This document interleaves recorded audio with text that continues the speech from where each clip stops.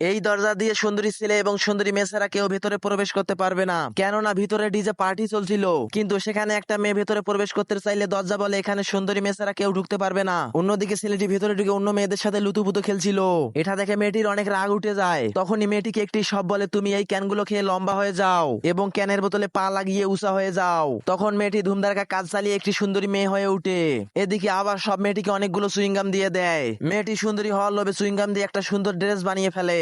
এদিকে দরজাটি মেয়েটিকে দেখে বলে, তুমি অনেক সুন্দরী, তুমি এবার ভিতরে ঢুকে যাও। তারপর কি হলো সেটা দেখার আগে, মা হচ্ছে পৃথিবীর সব থেকে দামি, এই কথাটা মেনে থাকলে তুমি ভিডিওতে লাইক দিয়ে চ্যানেলটি সাবস্ক্রাইব করে কমেন্টে ইয়েস লিখে যাও। আর যদি না মানো তাহলে কমেন্টে নো লিখে দাও। তখন মেয়েটিকে দেখে ছেলেটি ক্রাশ খেয়ে যায়। তারপর ছেলেটি গিয়ে মেয়েটিকে কিস করে দেয়, কিন্তু মেয়েটির গায়ে সব ময়লা ছেলেটির গায়ে উঠে যায়। তারপর ছেলেটির গায়ে লেগে থাকা ময়লার উপরে একটা মৌমাছি কামড় দিলে ছেলেটির সাথে সাথে বোম মানুষে পরিণত হয়। বন্ধুরা, তারপর কি হয় সেটা দেখার জন্য কমেন্টে পার্ট 2 লেখো।